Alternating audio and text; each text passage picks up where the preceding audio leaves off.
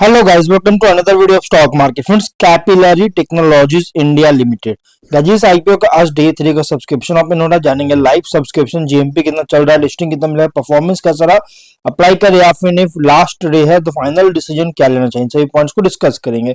और ये कोई रिकमेंडेशन वीडियो नहीं है, इसलिए जो भी फाइनल डिसीजन लीजिएगा अपने रिस्क पर लीजिए। चलिए फ्रेंड्स वीडियो को स्टार्ट करते हैं।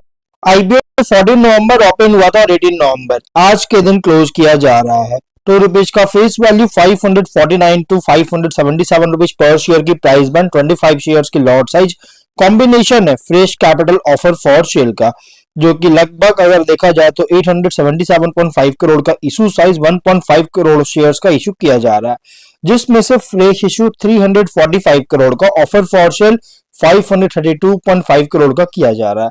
और एम्प्लॉय डिस्काउंट 52 रुपीज का, book built IPO BSc NSC दोनों एक्सचेंज में लिस्टेड किया जाएगा।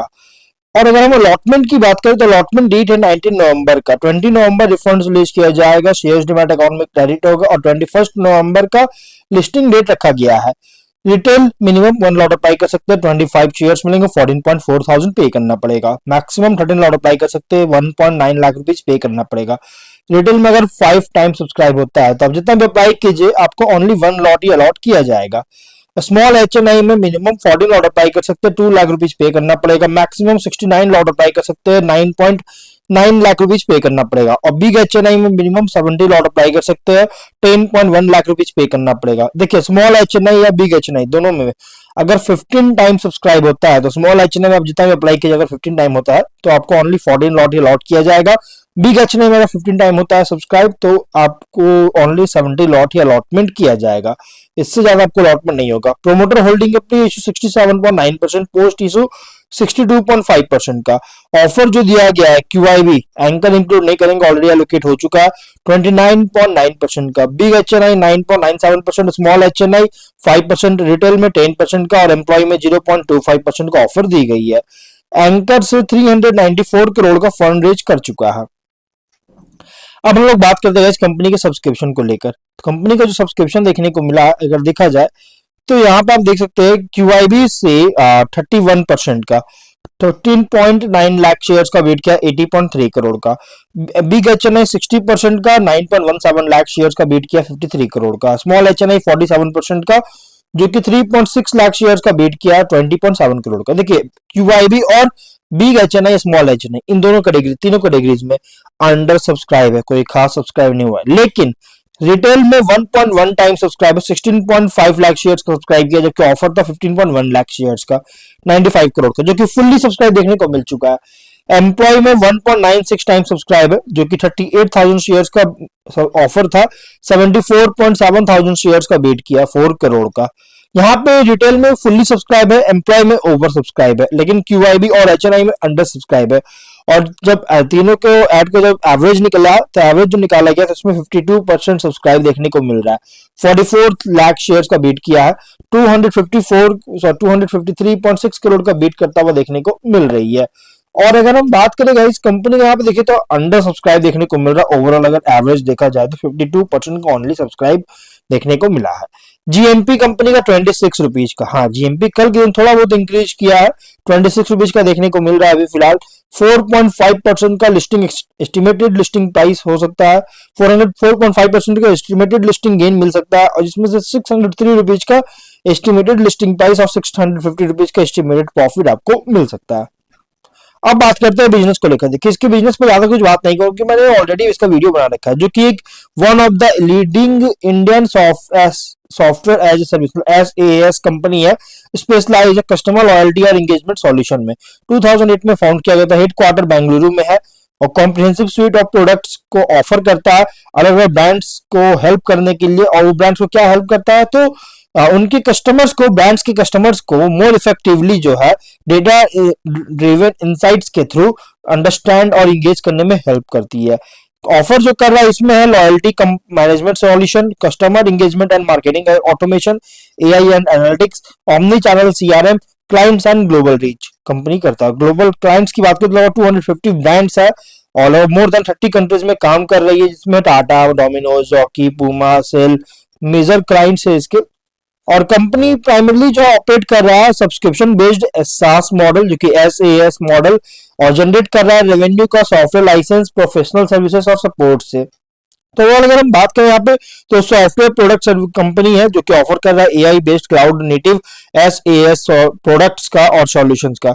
कंपनी यहाँ पे एंटरप्राइज और कस्टमर को हेल्प करता है उनके लॉन्ग टर्म रिलेशनशिप जो है कस्टमर और एंटरप्राइज के बीच में जो लॉन्ग टर्म रिलेशनशिप है उसको बॉन्ड को जो है सो बनाने में हेल्प करता है, स्पेशली डिजाइन लॉयल्टी प्रोग्राम के थ्रू। और अगर यहाँ पे कंपनी जो है ना अगर देखिएगा तो फाइनेंशियल अगर देखा जाए तो 24 तक कंपनी का लॉस हुआ था, एबिटडा भी लॉस में था और यहाँ पे प्रॉफिट भी लॉस में था, रेवेन्यू इंक्रीज कर रहा था, लेकिन 25 में 612 करोड़ का रेवेन्यू, 14 करोड़ का प्रॉफिट है। और यहाँ पे जो कि अगर देखा जाए तो 14% का रेवेन्यू इंक्रीज किया, लेकिन जो प्रॉफिट है 121% इंक्रीज किया। जून सितंबर क्वार्टर का डेटा आ चुका है जो कि 362 करोड़ का रेवेन्यू, 1 करोड़ का प्रॉफिट है। मेजोरिटी रेवेन्यू जो है ना इसका सेकेंड हाफ में जनरेट करता है, इसका मेजोरिटी बिजनेस जो है ना बहुत अच्छा देखने को मतलब वो भी सेकेंड हाफ में जो कि रेवेन्यू जनरेट करता है। और यहाँ देखिएगा तो प्रॉफिट जो है 26 के फर्स्ट हाफ में थोड़ा सा डाउनफॉल देखने को मिला, और ये प्योर लॉन्ग टर्म कंपनी का देखा तो प्योर लॉन्ग टर्म देखने को मिल रहा है डोमेस्टिक मार्केट में, और क्योंकि डेंस पॉपुलेशन है इसके कारण, इसके वजह से। अगर हम वहीं पर रेशियोज की बात करेंगे तो RONW 2.8% का, डेट इक्विटी 0.2 टाइम का, PAT EBITDA मार्जिन 2.4 और 13.1% का, PB और P रेशियो 8.9 299 टाइम का, और मार्केट कैप होगा 4576 करोड़ का। देखिए पी रेशियो जो है बहुत ही हाई पी रेशियो देखने को मिल रहा है, बहुत ज्यादा। इसके कॉम्पिटिटर की बात करें तो कॉम्पिटिटर वैसे कोई लिस्टेड कंपनी नहीं है जो किसकी कॉम्पिटिटर है, लेकिन हम शॉर्ट के देखें, देखिए मैं आपको आगे बताऊंगा कौन कौन से कॉम्पिटिटर है ग्लोबल मार्केट में जो कि स्ट्रेंथ में स्ट्रॉन्ग SaaS प्लेटफॉर्म है, ग्लोबल रीच के साथ 400 प्लस ब्रांड्स है 47 कंट्रीज में, रिसेंटली प्रॉफिटेबल देखने को मिल रहा है, जबकि पहले लॉसेस था, 25 में प्रॉफिटेबल हुआ, ऑपरेशनल इंप्रूवमेंट शो कर रहा है, डीप एक्सपर्टाइज है कस्टमर लॉयल्टी और एंगेजमेंट मैनेजमेंट सॉल्यूशंस में, लार्ज एड्रेसेबल मार्केट है जो कि retail BFSI e commerce sectors के द्वारा, और AI और एनालिटिक्स का यूज करती है जिससे टेक्नोलॉजिकल एज दे रही है।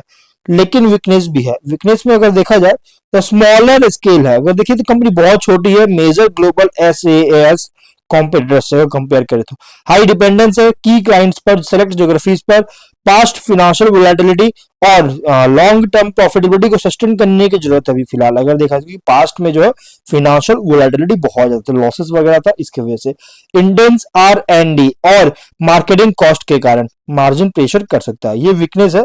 लेकिन अगर हम इसके अपॉर्चुनिटीज की बात करेंगे तो एंटरप्राइज एडॉप्शन जो है लॉयल्टी मैनेजमेंट और कस्टमर एंगेजमेंट सॉफ्टवेयर का, इसका लगातार राइज हो रही है, प्लस ग्लोबल एक्सपेंशन कर रहा है एक्विजिशन और पार्टनरशिप के थ्रू, और कंपनी जो है डेटा ड्राइवन मार्केटिंग और AI सॉल्यूशंस के लिए डिमांड इंक्रीज हो रही है। IPO से कंपनी जो है R&D में स्ट्रेंथन करेगा, इंफ्रास्ट्रक्चर स्ट्रेंथन करेगी और वर्किंग कैपिटल में यूटिलाइज करेगा।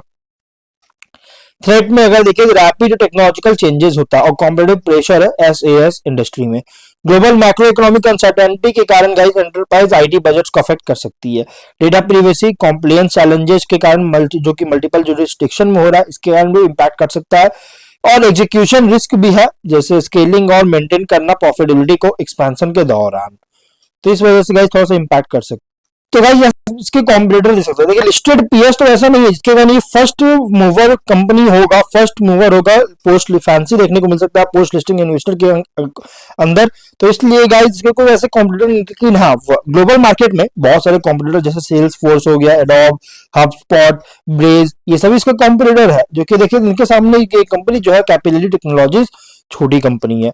ओवरऑल आप इसमें यहाँ पे अगर GMP की बात करेंगे तो 26 रुपीज का 4.5% का लिस्टिंग एक्सपेक्ट कर सकते हैं।